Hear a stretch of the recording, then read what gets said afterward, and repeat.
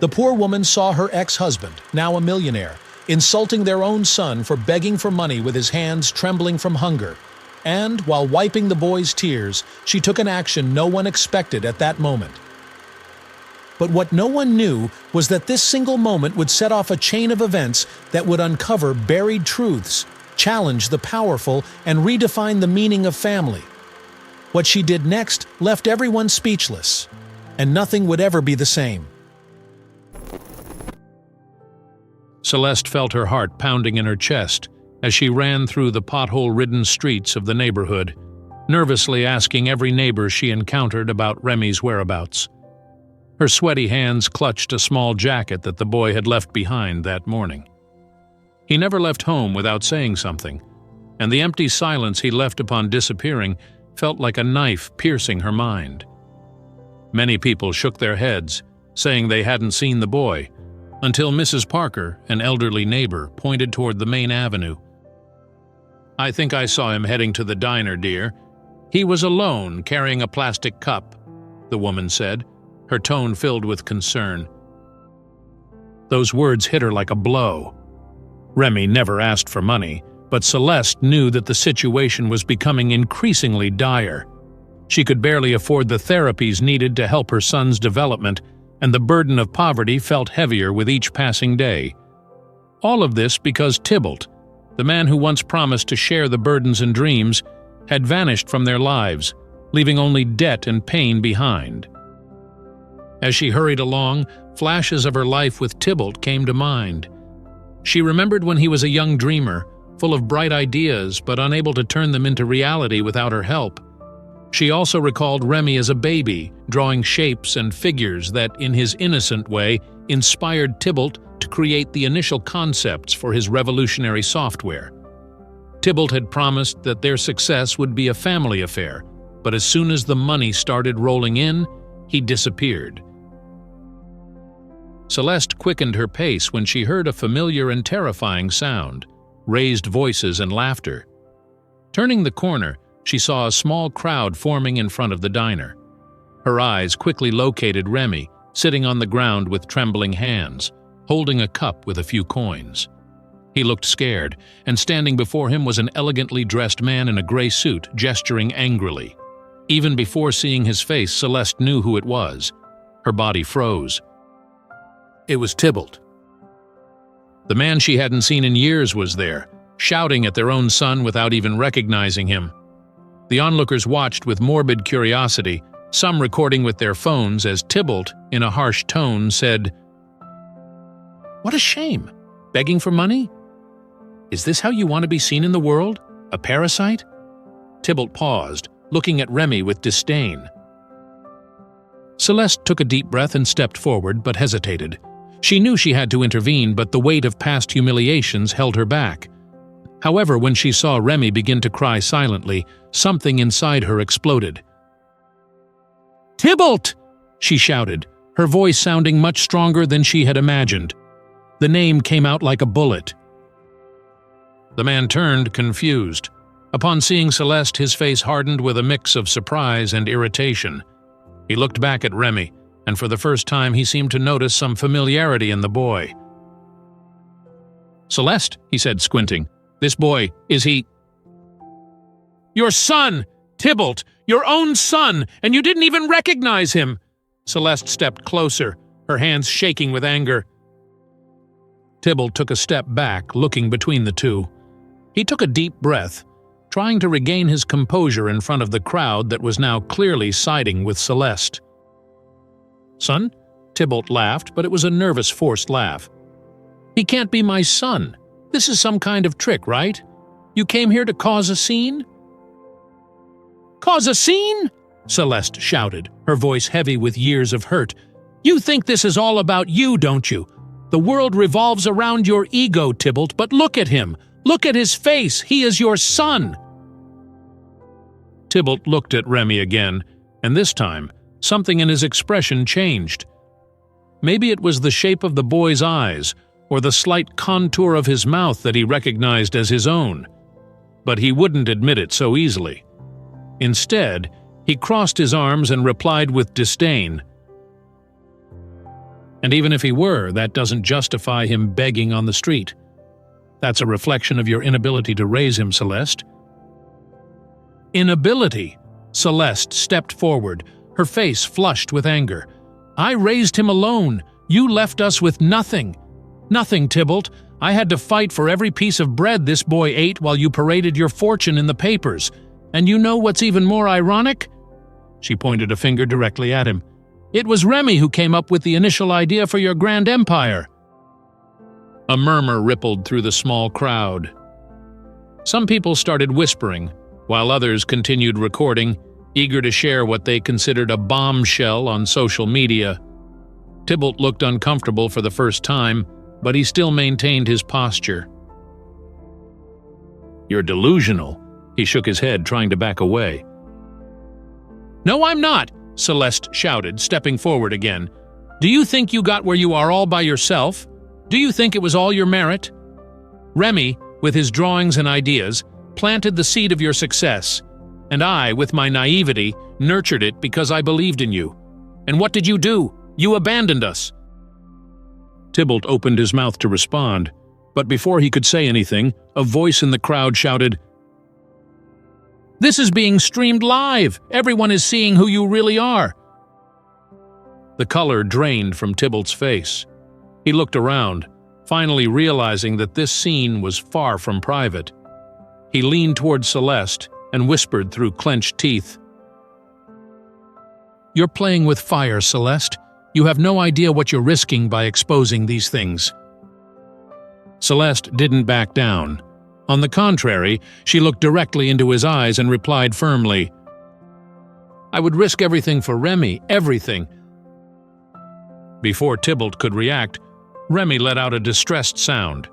He was curled up on the ground, rocking back and forth, covering his ears. The chaos, the shouting, the tension, it all overwhelmed him. Celeste immediately knelt beside her son, enveloping him in a tight embrace. Shh, it's okay, my love. I'm here. Mommy is here. She whispered comforting words as tears streamed down her face. Tybalt watched the scene, torn between anger and an uncomfortable feeling he couldn't explain. He took a step back, trying to escape the cameras and the growing shame that seemed to surround him. But before leaving, he looked at Celeste one last time and said, This isn't over. And with that, he vanished into the crowd. Celeste remained on the ground, holding Remy as the crowd began to disperse.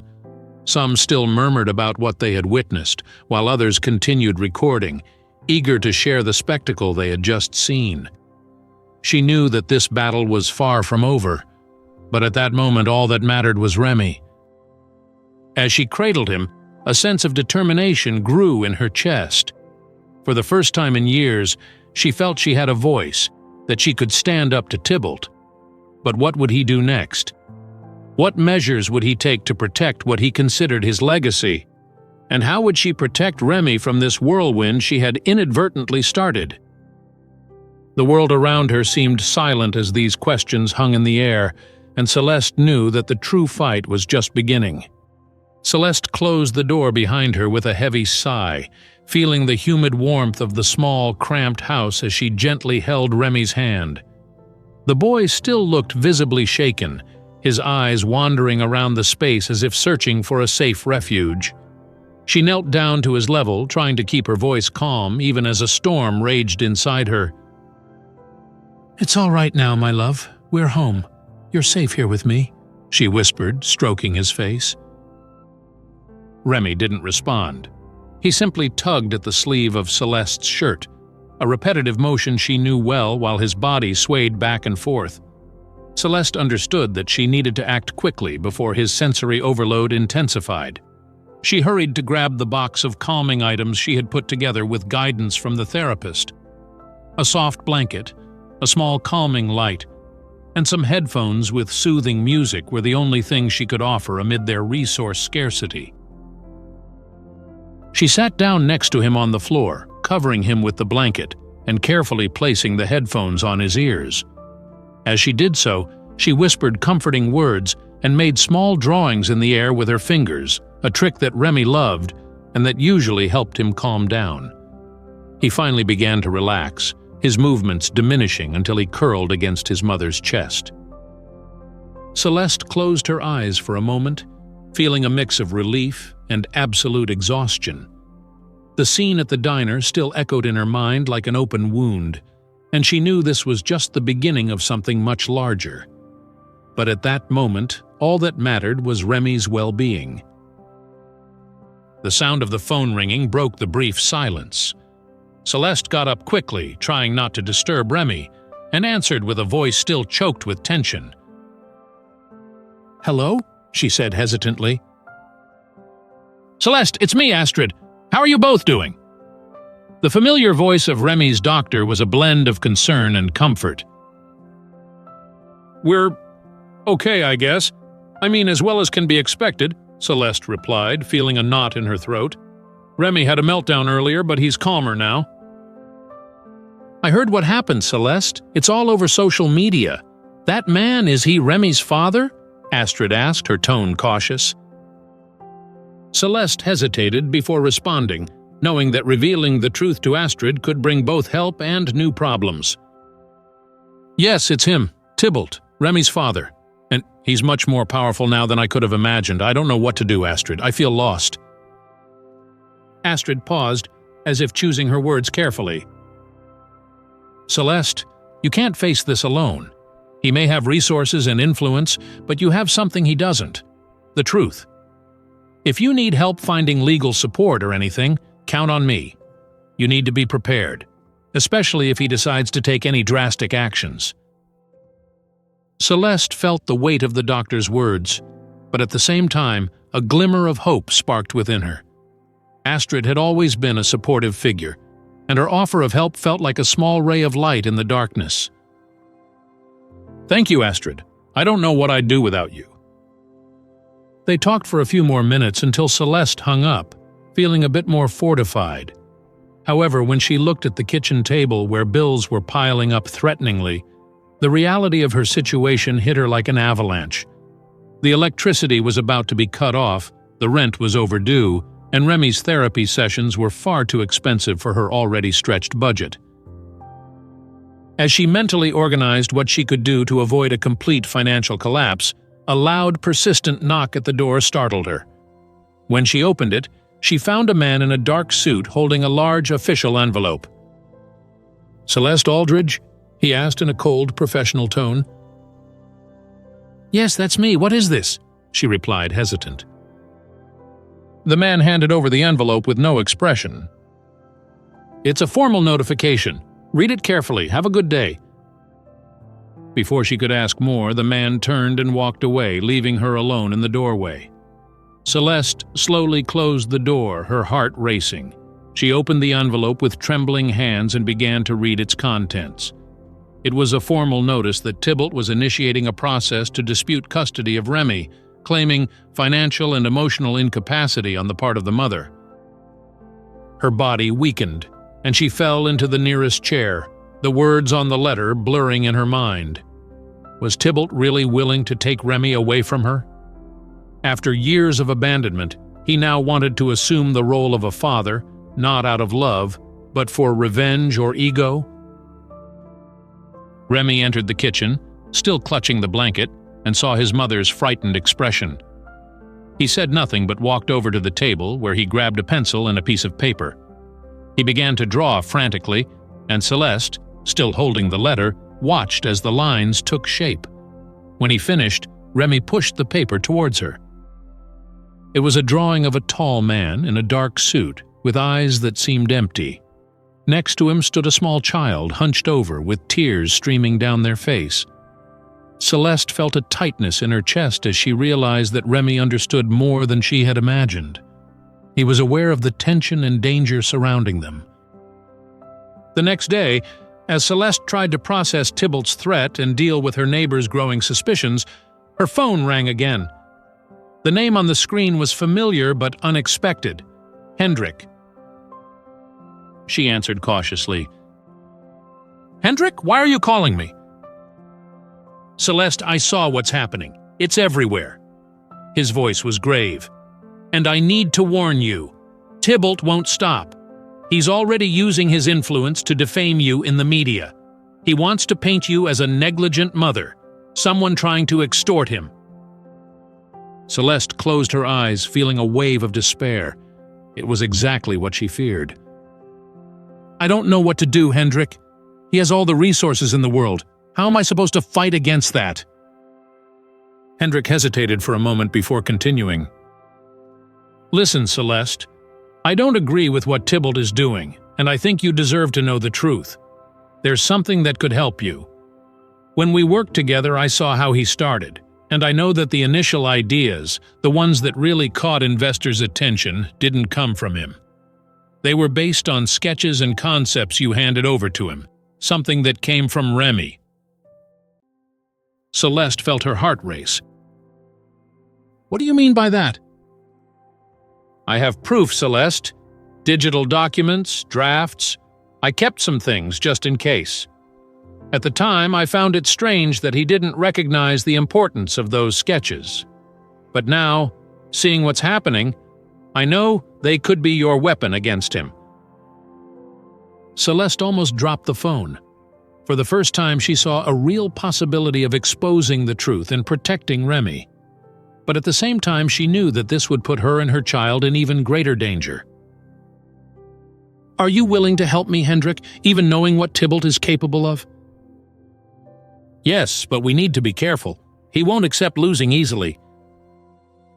Celeste thanked him, feeling a mix of fear and hope. When she hung up, she looked at Remy, who was sitting on the floor with his toys. She knew she had a long battle ahead, but now she had a light at the end of the tunnel. Still, what Hendrik had revealed raised new questions. How far would Tybalt go to keep his past hidden? And what would be the consequences of bringing this truth to light? The tension was almost palpable, and the feeling that something bigger was coming made Celeste realize that she would need all her courage to face the days ahead.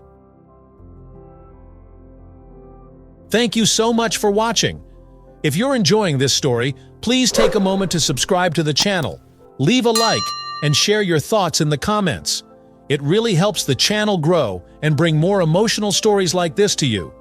Let's continue with the story now. Thank you. The next day, the sound of the alarm clock felt distant as Celeste slowly opened her eyes, already feeling the weight of the day's responsibilities. Hendrik's email was still fresh in her mind, like a spark of hope amid the chaos that her life had become. However, she knew that day wouldn't be easy. It was the morning of Remy's therapy session, and any movement, no matter how small, felt like an arduous task.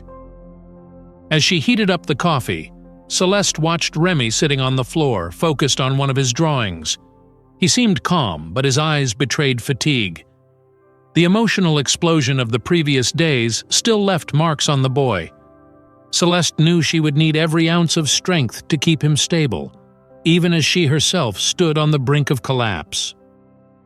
Shortly after, at the hospital, Astrid greeted Remy with her usual warm smile. The doctor had a special way of interacting with him, something Celeste always admired. As Remy was guided by the therapist to his session, Celeste remained in the waiting room, watching the other mothers also waiting for their children. She hesitated before striking up a conversation with a woman sitting next to her. She was younger than Celeste, but the tired look in her eyes and the restless hands gripping her cell phone revealed that she was facing similar battles. "Is your son also seeing Dr. Astrid?" Celeste asked, trying to sound friendly. The woman nodded with a slight smile, but soon diverted her gaze to her phone. Celeste understood the gesture. Often that space became a refuge for mothers needing a moment of silence, even amid the chaos of their own thoughts. She sighed and returned her attention to the old magazines on the table. The waiting room, usually a neutral space, suddenly transformed into an uncomfortable scene. A couple in the back was whispering to each other, but the direct look they cast in Celeste's direction put her on alert. She could feel their judgment in their eyes, and soon the murmurs reached her ears. "It's her, isn't it? The woman from the videos," the woman whispered, loud enough for Celeste to hear. Celeste quickly averted her gaze, feeling her face flush. Even without wanting to, the comments triggered memories of the scene in the diner, of Tybalt humiliating her in the ensuing chaos.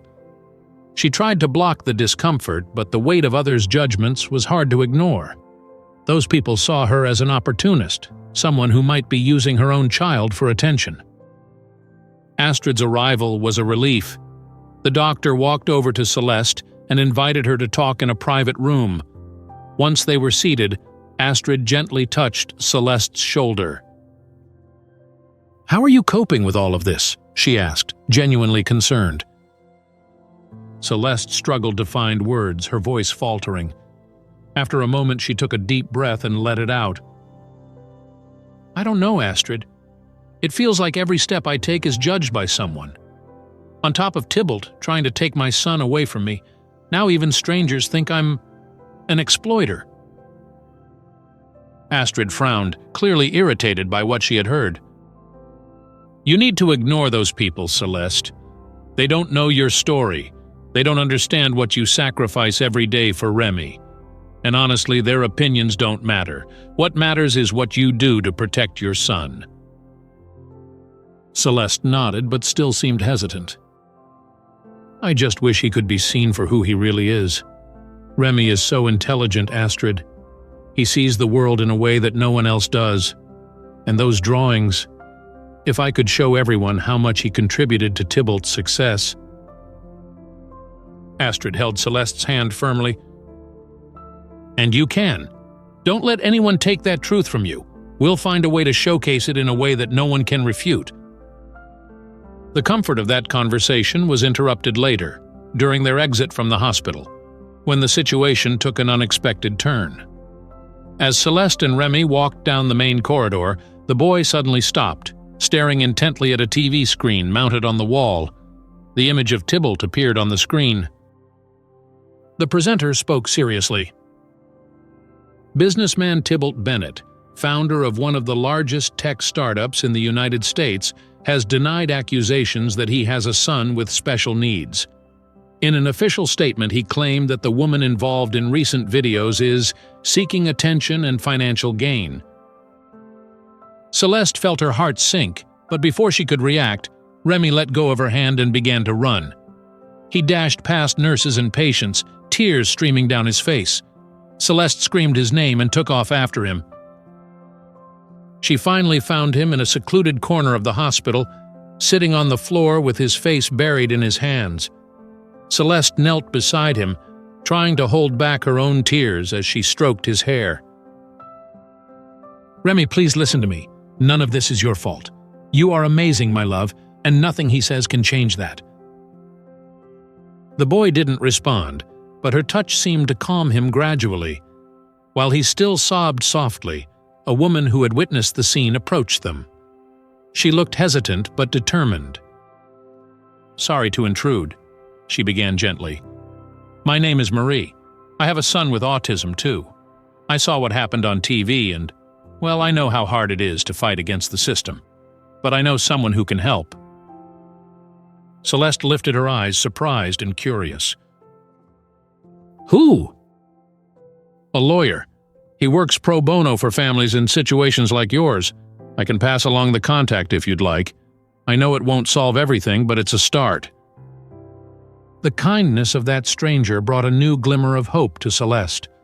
She accepted the contact, thanking her repeatedly. It was as if, even amid the chaos, the universe was still offering her small helps to move forward. Later that night, while Remy slept, Celeste finally opened the email Hendrik had sent. Her eyes fixed on the attachments. There were dozens of drafts and drawings that traced back to the time when Tybalt was just a young man with big ideas, but no clear direction. Celeste spent hours analyzing each document. Many of the drawings were unmistakably Remy's, albeit in more rudimentary versions. Ideas that Tybalt had clearly refined and used to build his company. Each file was a piece of a puzzle that, when assembled, would expose the truth that Tybalt desperately wanted to hide.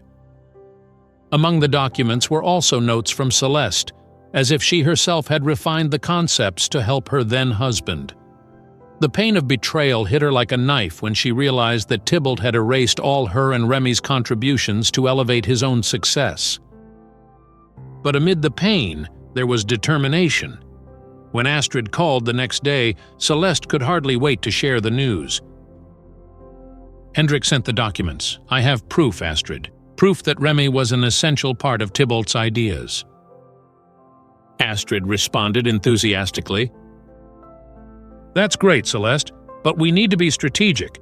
It's not enough just to show these documents. We need the right moment, a stage where people will listen." That's when Astrid mentioned the Symposium on Inclusion, where Tybalt would be present as a speaker. The event would be a perfect opportunity to confront him publicly, but it would also be an enormous risk. Celeste fell silent for a moment, weighing the possibilities. "What if he tries to humiliate me again?" she asked, her voice trembling. "It won't be easy, but you won't be alone.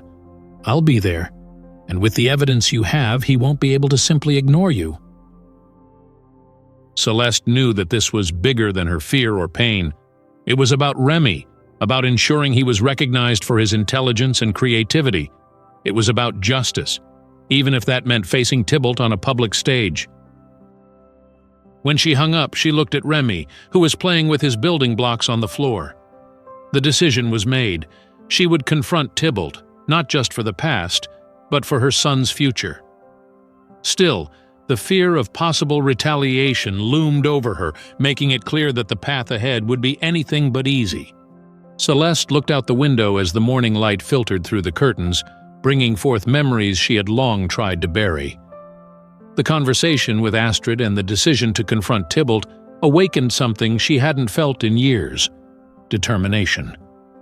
However, this courage also opened the doors to the past, a past she had always feared revisiting. She closed her eyes, and like an old film, scenes from her youth came rushing back. She remembered her first encounter with Tybalt. It was a muggy afternoon in a small-town park where they both lived. He was tall, with a shy smile and eyes that sparkled with a mix of insecurity and ambition. Celeste, at the time a young woman full of dreams and little knowledge of the world, was captivated by the way he spoke about changing the future through technology, even though he had no concrete plan. Tybalt always carried notebooks full of scribbles and ideas, but he lacked direction. Celeste, on the other hand, had a practical view of things, despite being naive. She encouraged him, reviewed his sketches, and even suggested improvements to the confusing ideas he presented. Their relationship blossomed quickly, and not long after she became pregnant with Remy. The pregnancy changed everything. Tybalt seemed excited at first, promising to build a solid life for the three of them. However, over time, he grew more restless. His ambition seemed to suffocate him, and he began to pull away emotionally, although he repeatedly promised that he would never abandon them. Celeste clearly remembered the first time she recognized Remy's unique talent. He was only 4 years old when he began to draw intricate geometric shapes on papers scattered throughout the house. Tybalt, always obsessed with finding a big idea, started paying attention to the boy's doodles. At first, Celeste thought it was innocent, even amusing. Tybalt encouraged Remy to draw more, praising him and even buying new notebooks so he could continue. What she didn't realize at the time was how Tybalt was beginning to use those shapes as a foundation to develop a software concept he believed would be revolutionary. The transition from an insecure man to someone consumed by ambition was gradual but relentless. When the project began to attract investors, Tybalt changed completely. He started spending more time away from home, claiming he needed to protect the family's future. However, his absences became increasingly frequent, until one day he simply did not come back. Celeste opened her eyes and blinked, trying to push away the pain of those memories. In the present, the weight of betrayal was still overwhelming. She descended the stairs and found Remy in the living room, surrounded by his building blocks. He was focused on a new drawing, this time an intricate gear with small hearts sketched in the gaps. She smiled, even though she felt a tightness in her chest. When the phone rang, Celeste answered immediately, hoping it was Astrid. However, the voice on the other end was cold and calculated. "Mrs. Celeste, this is Tybalt Bennett's lawyer. We have received information that you are in possession of confidential materials related to our client. I am calling to inform you that if these documents are not returned immediately, legal action will be taken." Celeste felt her body freeze. She tightened her grip on the phone, trying to keep her voice steady. "These documents belong to my son," she replied, attempting to sound confident. "They are proof that he was an essential part of the creation of Tybalt's company." The lawyer let out a short, dry laugh. "With all due respect, ma'am, that will be decided in court if necessary. However, I would advise you to consider the implications of a lawsuit. Mr. Bennett has considerable resources and an experienced legal team. This situation could become very difficult for you." Before she could respond, he hung up. Celeste stood still for a moment, the phone still in her hand, trying to absorb what had just happened. She knew Tybalt wouldn't back down easily, but now the fight felt more real than ever. Later that day, while Remy was distracted with his drawings, Celeste received another call. It was Hendrik, the only person who seemed willing to help her without ulterior motives. He wasted no time with formalities. "Celeste, I need to tell you something," Hendrik began, his voice deep and urgent. "Tybalt made mistakes in the early days of the company. He manipulated documents to secure the software patents. This can be used against him, but it's a dangerous game. You need to be prepared for the consequences." Celeste was silent for a few seconds before asking, "What kind of consequences?" "He will use everything he has to destabilize you: money, influence, lawyers. But if you expose this, you could take him down, and who knows, achieve justice for Remy." Hendrik paused before continuing. "Moreover, I've heard rumors that a powerful investor who has had issues with Tybalt in the past might be willing to support your cause. He's tired of Tybalt's lies and wants to see him fall." The mention of a potential ally brought a glimmer of hope to Celeste, but it also made her more anxious. She knew that this investor could have his own motivations, and depending on someone like that could be a risk. When she hung up, Celeste felt the weight of the situation increasing. Tybalt was not just a treacherous ex-husband. He was now a powerful enemy, willing to use all the resources at his disposal to maintain his reputation. But, as she looked at Remy, who was smiling while working on another detailed drawing, she found the strength she needed. Everything she did was for him, and she would not allow Tybalt to erase the truth. That night, Celeste sat at the kitchen table with the documents from Hendrik spread out before her. She knew the battle would be long and difficult, but for the first time in years, she felt she had a real chance to change the course of their lives. However, one question still lingered in the air.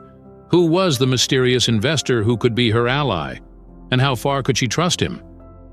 Freya Vaughn adjusted the camera in her small office, the sparkle in her eyes showing her excitement about the story she had just uncovered.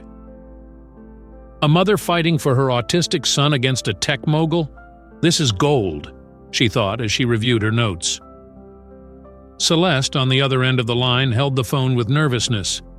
The idea of exposing her life and Remy's in the media frightened her. But Astrid and Hendrik insisted it was a unique opportunity to shift the narrative in her favor. "Celeste, you have the truth on your side. Let people see it," Astrid encouraged during lunch, while Remy doodled geometric shapes in a corner of the table. Hendrik, ever pragmatic, reinforced, "Tybalt controls the media with money. The only way to level the playing field is to show the public what's really happening." Celeste took a deep breath and agreed to schedule the interview. Freya arrived at Celeste's modest home with a warm smile, but even her friendliness couldn't ease Celeste's discomfort. As they adjusted the lighting, Freya chatted casually to relieve the tension. "You know, I've covered many stories, but nothing like this.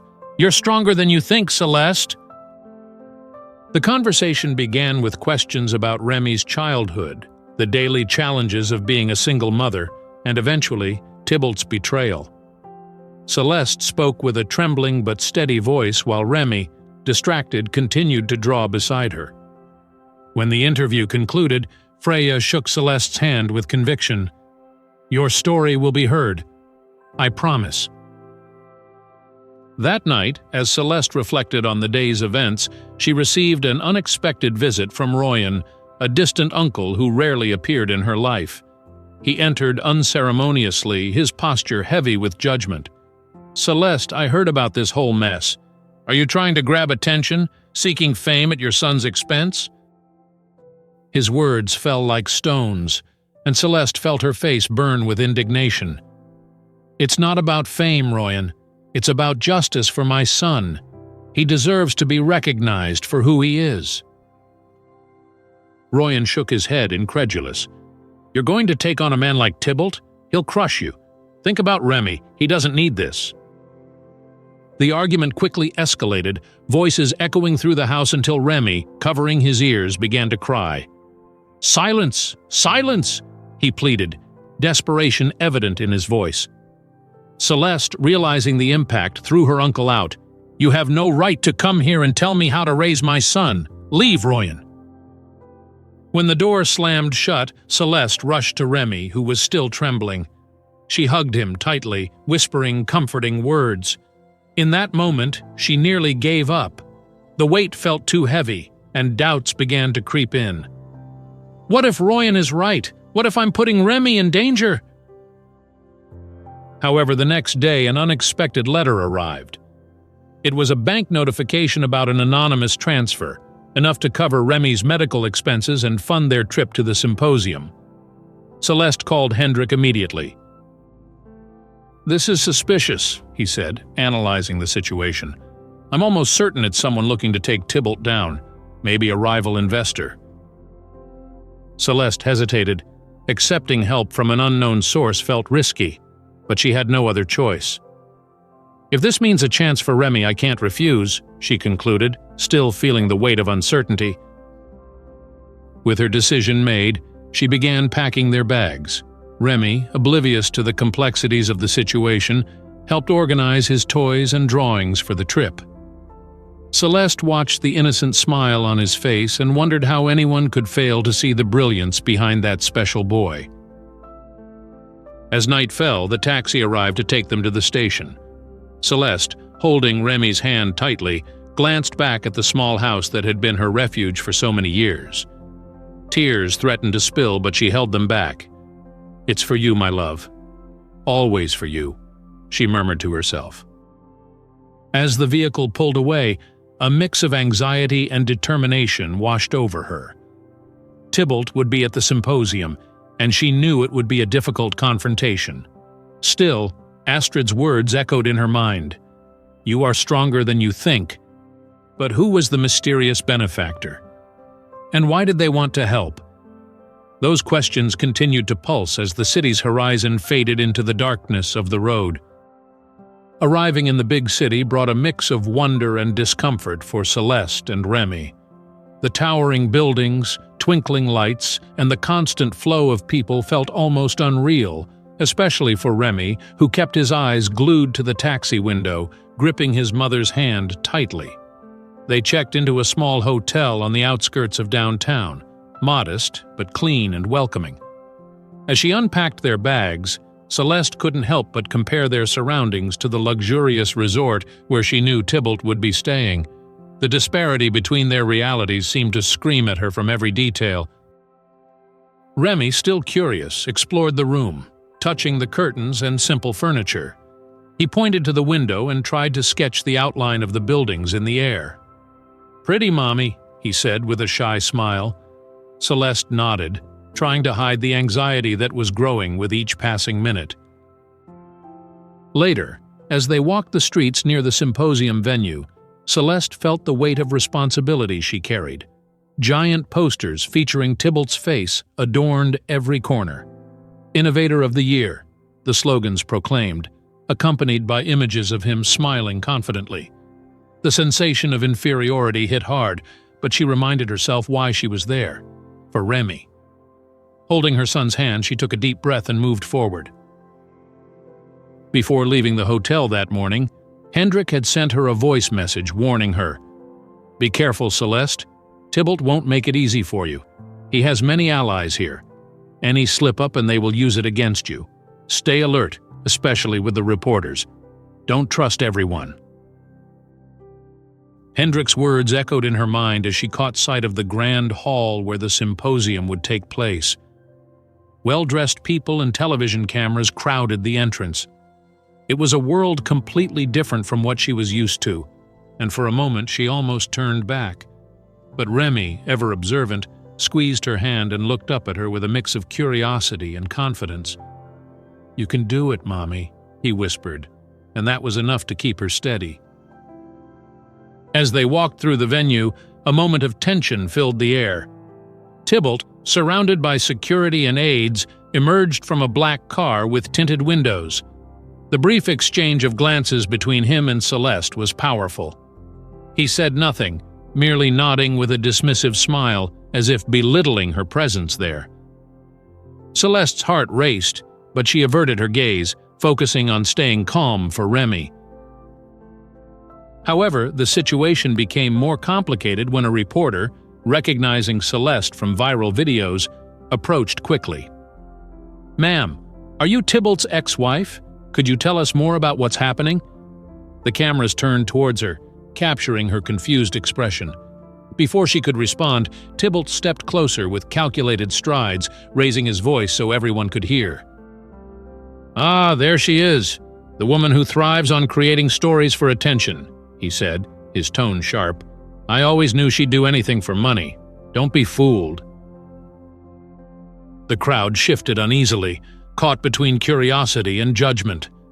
Celeste wanted to scream, to retaliate, but the words stuck in her throat. Remy, frightened by the crowd and the loud voices, began to tremble and hide behind her. She hugged him tightly, trying to shield him from the chaos around them. "Let's go, Remy.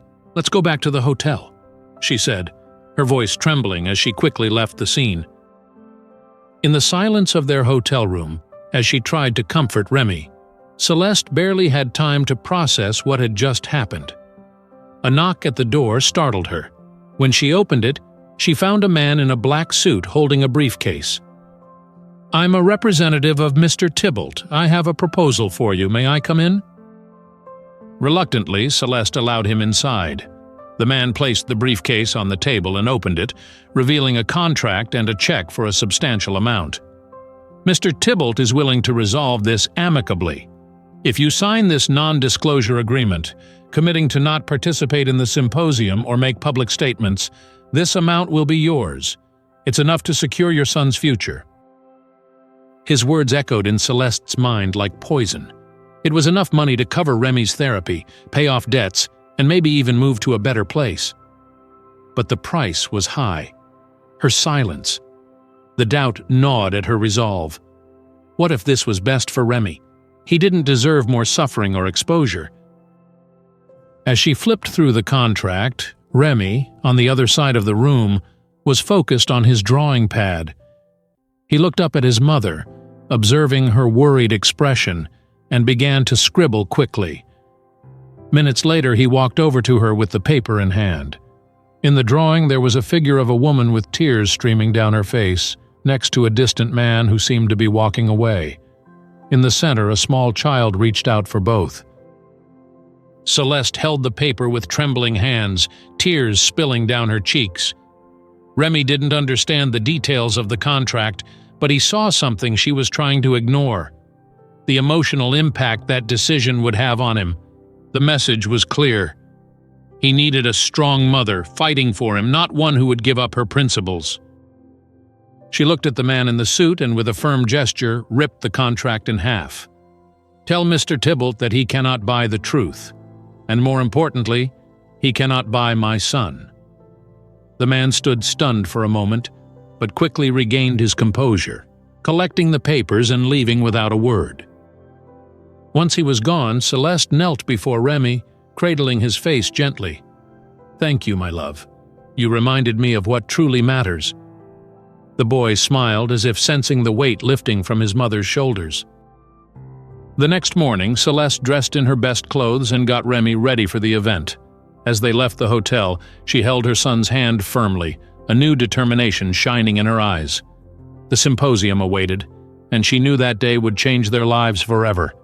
The crowd and cameras were already there, but now she felt prepared. As they approached the venue, Celeste's mind raced. What would Tybalt's next move be?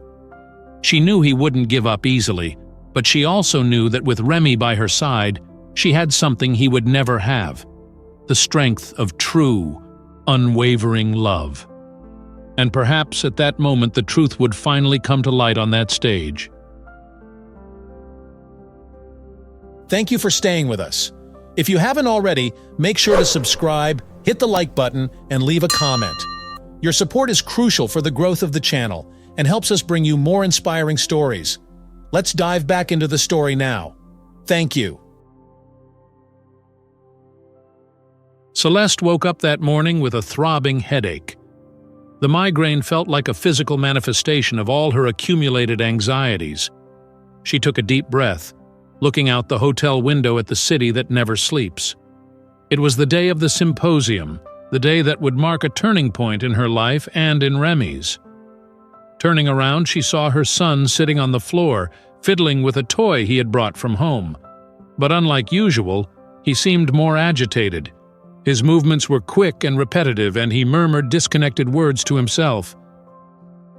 Celeste knelt beside him, gently holding his hands. "It's okay, my love. We're in this together," she whispered, trying to calm him. Remy glanced at her but didn't respond. He was clearly overwhelmed, and Celeste knew the event could be even harder for him than for her. As they descended to the lobby, the atmosphere was packed with journalists and guests of the symposium. The buzz was deafening for Remy, who gripped his mother's hand tightly, his eyes darting around nervously. Celeste attempted to navigate through the crowd calmly, but suddenly, she felt a firm hand grab her arm. She turned quickly to see one of Tybalt's security guards, a tall and intimidating man with a cold gaze. "You're playing with fire. If I were you, I'd think twice before stepping on that stage," he said, low enough for only her to hear. The threatening tone made her stomach churn, but Celeste stayed silent, pulling Remy closer and quickly moving away. Yet the impact of his words lingered. Was she putting Remy in danger by insisting on confronting Tybalt publicly? Would he be targeted for something worse because of her determination? As those questions echoed in her mind, she recalled all the struggles she had faced up to that point. From Tybalt's abandonment to sleepless nights caring for Remy, the constant fight to secure his treatment, and more recently the public humiliation and veiled threats. She couldn't back down now. Not for herself, but for her son. He deserved more than a defeated mother. He deserved a mother who fought for him. The time for her presentation was drawing near, and the nervousness began to take over. In the convention center lobby, Remy started to become even more agitated. He tugged at the sleeve of Celeste's shirt, repeatedly murmuring, "I want to go home. Too much noise. I want to go home." She tried to comfort him but realized he was spiraling into panic. Suddenly, without warning, Remy let go of her hand and bolted. "Remy!" Celeste shouted, watching her son disappear into the crowd. Her heart raced. She ran after him, trying to make her way through the throngs of people, but he was already out of sight. "Please, someone help! My son is missing!" People around her stopped, some starting to search, while journalists captured the unfolding drama in real time. Despair grew with each passing second. She burst out of the building, frantically scanning the area, calling Remy's name as tears streamed down her face. Several volunteers joined the search, but it seemed impossible to locate such a small boy amidst the chaos of the city. Then, in an unexpected twist, it was Tybalt who found Remy. He spotted him hiding in a service stairwell at the back of the building, sitting with his knees drawn to his chest, trembling with fear. For a moment, Tybalt hesitated. He could simply alert the others to the boy's location and walk away. But something in Remy's frightened gaze touched him. He approached slowly, trying not to startle him further. "Hey, kid, it's okay. I'm not going to hurt you," Tybalt said, his voice surprisingly gentle. Remy looked up at him, still wary, but didn't move away. "Your mom is worried. Let's get you back to her, okay?" Tybalt extended his hand, and to his surprise, Remy took it, albeit hesitantly. On the way back, Remy looked at Tybalt and in a barely audible voice muttered, "Dad."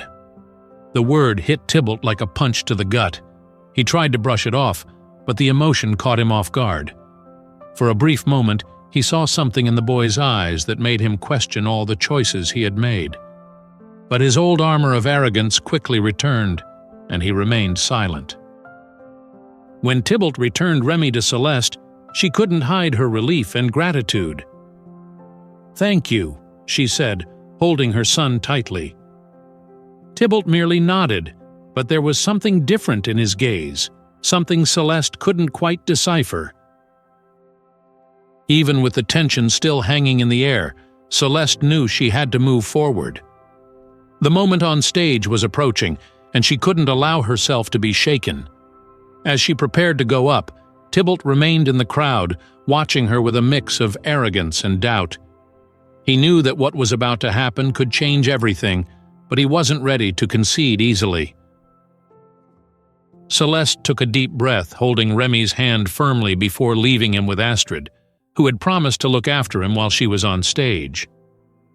"It's going to be okay, my love," she said, kissing his forehead. With steady steps, she headed for the stage, determined to share her story and reveal the truth. However, Tybalt's gaze followed her like a looming shadow, and she knew he wouldn't stand idly by as the events unfolded. The auditorium was packed, and the tension was palpable. The symposium had started, and Tybalt was already on stage, his impeccable suit shining under the lights as his voice reverberated through the hall. He spoke with confidence, showcasing graphs and numbers that solidified his image as a visionary. The audience applauded at strategic moments, but there was an evident discomfort. Among the attendees, some whispered about the videos and rumors circulating about him. Tybalt's figure, once untouchable, now carried a shadow of doubt. Celeste, seated to the side of the stage, watched with her heart in her throat. She could feel the weight of the impending moment. Remy sat in the front row, surrounded by Astrid and other colleagues who had volunteered to help him. He clutched a notepad, sketching incessantly as he always did when nervous. Celeste looked at her son, drawing strength from him, while simultaneously feeling a profound fear of failing him. When Tybalt concluded his presentation, the auditorium erupted in applause. He stepped off the stage with a satisfied smile, but his eyes briefly met Celeste's. The smile faded, replaced by a warning look. It was as if he was saying, "Don't try to challenge me." Celeste swallowed hard but held her head high. She knew that what she was about to do was bigger than any fear. Her name was announced for the panel on inclusion. The auditorium fell silent as she walked to the microphone. Her steps were hesitant, but each carried the determination of a mother who had endured years of sacrifice. When she reached the center of the stage, she took a deep breath and looked at the audience. The faces stared back at her, some curious, others skeptical. "Good afternoon," she began, her voice trembling slightly. "My name is Celeste, and I am the mother of Remy, a 10-year-old boy with autism." She paused, glancing at her son, who was quiet yet attentive. "Today, I am here to talk about the challenges and joys of raising a child with special needs, especially in an environment where resources are limited and prejudice is abundant." She began to describe her journey, from the first signs that Remy was different to the financial and emotional challenges of raising a child alone. The audience listened in silence, some with tears in their eyes, as she recounted sleepless nights, therapies she couldn't afford, and the moments when Remy's smile was the only thing keeping her going. "But today I am not just here to share our struggles," Celeste continued, her voice gaining strength. "I'm here to reveal something that many of you might not know. My son, Remy, has a brilliant mind. Since he was little, He has drawn patterns and algorithms that, to me, seemed like mere doodles of a creative child. But someone saw those doodles differently. She pulled out some yellowed papers from a folder and held them up for all to see. These are the drawings my son made when he was just 4 years old. And these drawings formed the basis for the software that many of you know today as the biggest innovation from Tybalt's company. The auditorium erupted in murmurs. Celeste continued, her words now coming faster, as if fearing she might lose her courage. I didn't know at the time, but my ex-husband used these drawings to create the initial concept of the platform that made him a millionaire. He never recognized Remy's role in this. On the contrary, he abandoned us when success began to materialize. Tybalt, seated to the side, audibly scoffed and stood up. "This is absurd!" he shouted, interrupting Celeste. "Those papers were stolen! This woman is trying to tarnish my reputation with lies!" The audience was divided between murmurs and shocked expressions. It was at that moment that Hendrik, sitting at the back of the auditorium, stood up. "These are not lies," he said, his voice steady. "I was there from the beginning. I saw those drawings. I saw how Tybalt used the ideas to create the initial prototype." Tybalt turned to Hendrik, his face now red with anger. "Are you trying to sabotage me, Hendrik?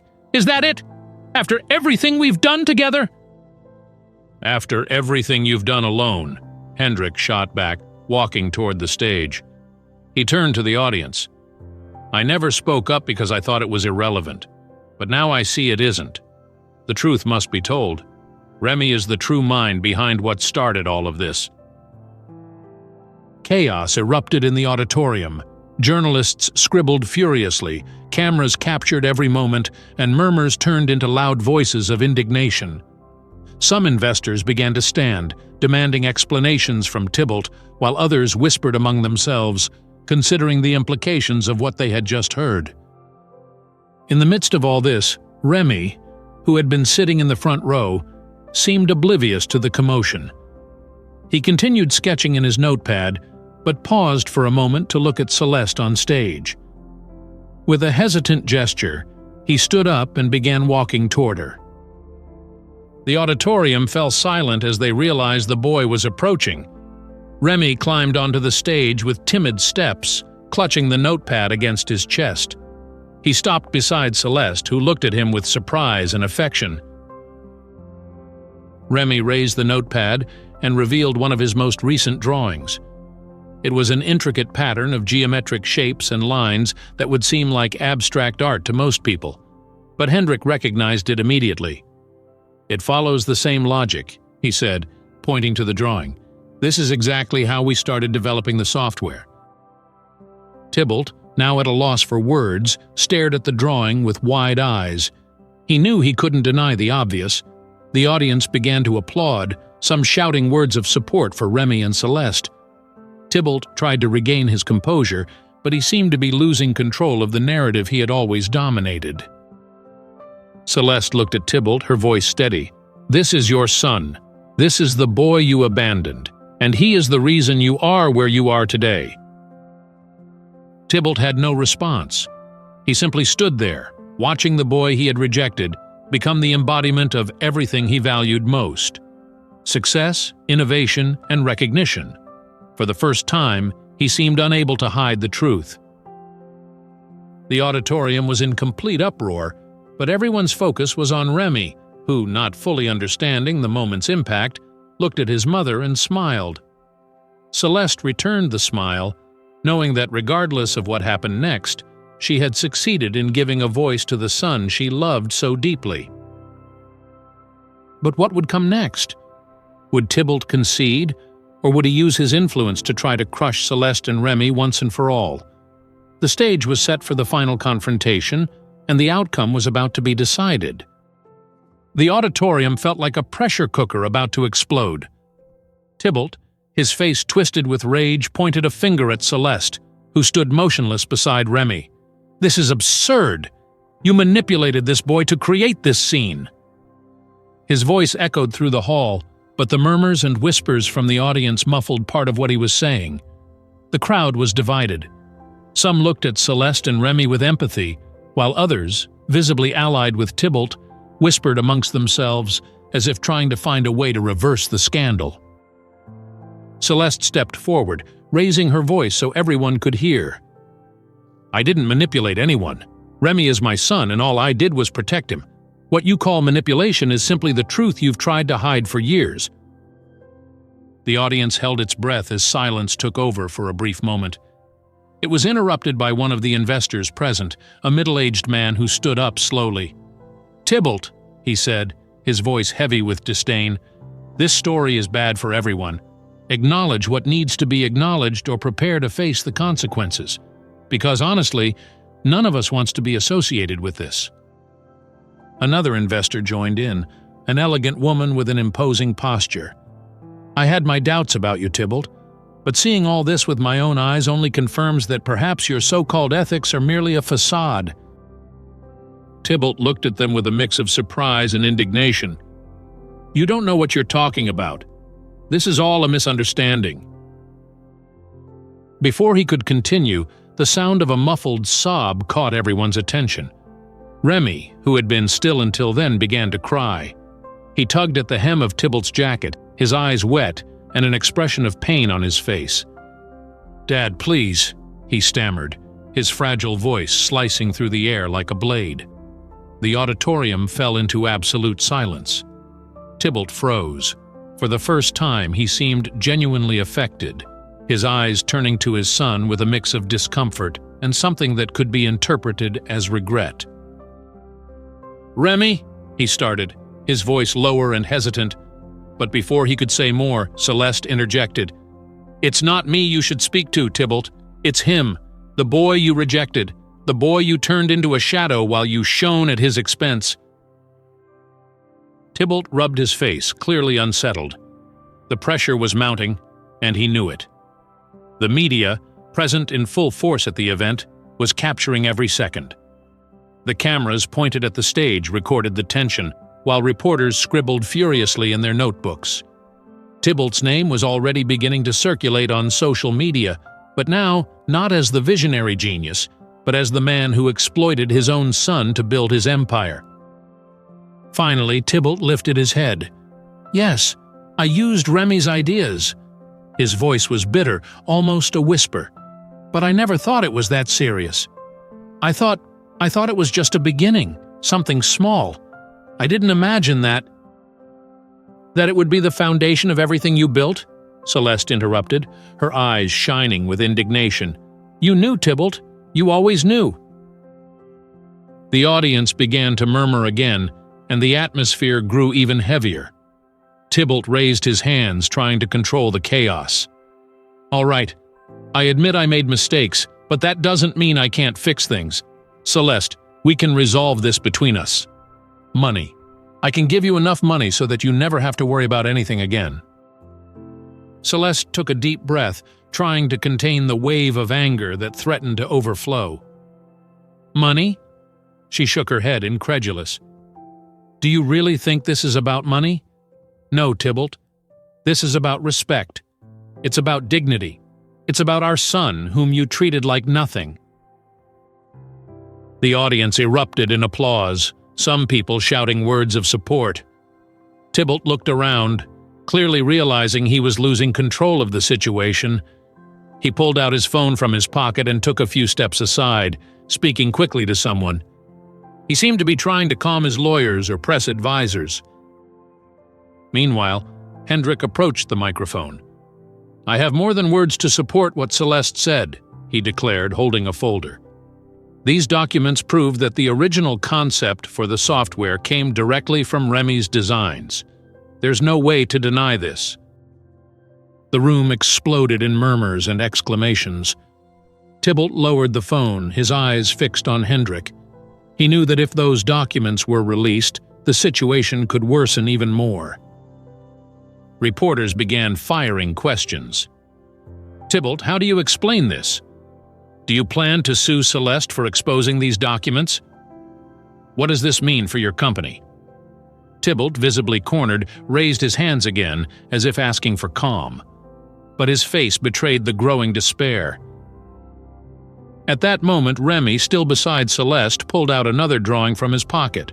He walked up to Tybalt and held out the paper with his small, trembling hands. "This is for you, Dad."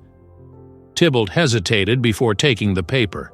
It was another one of Remy's intricate drawings, with geometric patterns that seemed puzzling at first glance but had an undeniable underlying logic. Tybalt's expression changed.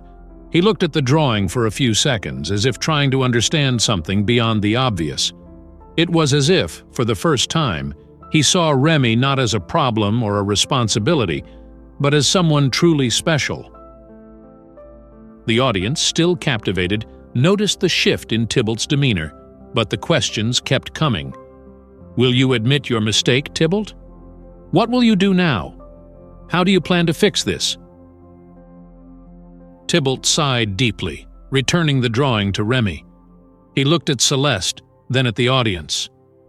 "I need time to think," he finally said. But his voice lacked the strength it had before. It was almost a whisper, as if he knew that the time for thinking had already run out. Celeste stepped forward, her voice firm. "Time is something Remy has never had, Tybalt. He has never had time to understand why his father rejected him. He never had time to hear from you that he is important. And I won't wait any longer. You can use all the money in the world to hide the truth, but today, here, it has been revealed." The audience erupted in applause again. Tybalt looked lost, as if the ground beneath his feet had vanished. He glanced at Remy once more, but the boy simply held Celeste's hand, as if to say he no longer expected anything from him. The silence that followed was broken by the sound of vibrating and beeping cell phones. Social media was already flooded with videos, comments, and hashtags about the scandal. Tybalt, the magnate, was now the man under the microscope. He knew that everything he had built was at risk, and the only thing that could save him would be a gesture he never imagined he would have to make. The following day dawned under a mantle of tension and expectation. The headlines of major newspapers featured the face of Tybalt, the magnate whose fortune was built on a story of familial exploitation. Social media was divided between support for Celeste and criticism of Tybalt's stance. For many, the man was merely trying to salvage what remained of his reputation. Celeste, still exhausted from the events of the previous day, sat with Remy on a small sofa, the boy absorbed in a block of paper and colored pencils. On the TV, Tybalt appeared at a crowded press conference. The room was filled with reporters, cameras, and microphones aimed at him. The atmosphere was tense, with murmurs filling the spaces between incisive questions. "I am here today to clarify the events, and more importantly, to publicly acknowledge what I have kept silent until now," Tybalt began, his voice wavering.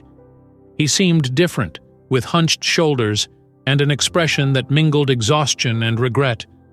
Celeste held her breath, unsure of what to expect. "I want to first apologize to Celeste and to my son, Remy," he said, pausing to find the right words. "I have made many mistakes. I let my ambition overshadow what truly matters, my family. Remy is an extraordinary boy, with a talent that few understand, and it is time for me to do the right thing." The press room erupted in questions, but Tybalt raised his hand to request silence. "From today onward, I am announcing the establishment of a fund dedicated to autistic children in poverty. This fund will finance treatments, therapies, and education for families like Celeste's, who fight every day for their children." Celeste felt a mix of relief and skepticism. It was hard to believe those words were coming from the man who had, until recently, denied his own son. Remy, on his part, seemed oblivious, scribbling something that looked like a tangle of gears and faces. Tybalt continued, "Additionally, I commit to funding all necessary therapies for Remy. He deserves this, and it is my duty as a father." His voice faltered slightly on the last word, as if the weight of guilt had finally caught up with him. "Do you believe him?" Celeste asked quietly, almost to herself. Astrid, who had arrived to witness the moment, responded calmly. "I don't know if he's entirely sincere. but the pressure of the world sometimes forces people to change. Maybe this is a start. Hours later, Tybalt appeared at the simple hotel where Celeste and Remy were staying. He came without security or aides, just an envelope in hand. When Celeste opened the door, she saw a man visibly different, almost unrecognizable in his more humble posture. "I need to talk to you both," he said, glancing quickly at Remy, who remained seated on the sofa. Celeste hesitated but stepped aside to let him in. Tybalt walked slowly to Remy, who looked at him with curiosity. Tybalt knelt before his son, something Celeste had never imagined seeing. He held the drawing the boy was making, admiring the intricate lines. "You are very special, you know." His voice was low but filled with emotion. Remy looked at Tybalt, then at Celeste, as if trying to comprehend the moment. "Dad," he said, his voice small but clear. That was enough for Tybalt to close his eyes and take a deep breath, trying to hold back tears. He extended his arms hesitantly, and to everyone's surprise, Remy stepped forward and hugged him. Celeste couldn't hold back her tears. Years of pain, abandonment, and hurt seemed to dissolve in that instant. Tybalt, still holding his son, looked at Celeste with watery eyes. "I was wrong to you both.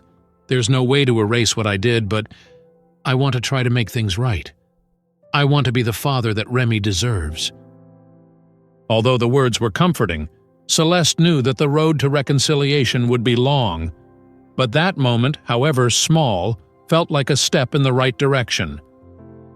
In the days that followed, Tybalt began to fulfill part of what he had promised.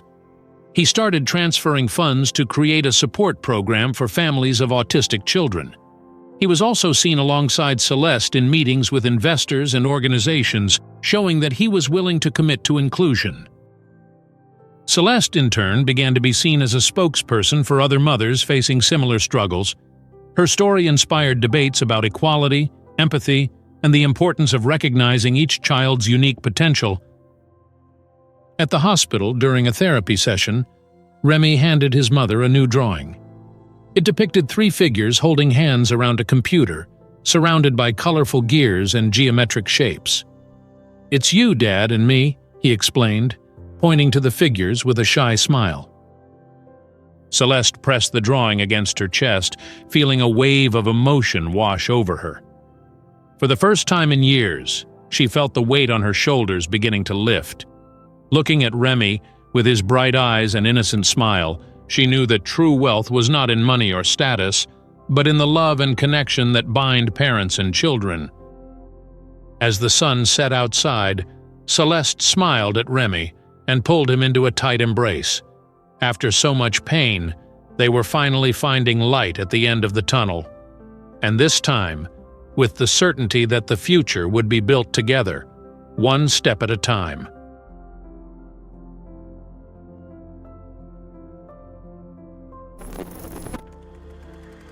After all the struggles, heartbreaks, and unexpected moments of compassion, this story reminds us that true wealth isn't measured by money or success, but by the connections we build and the love we nurture.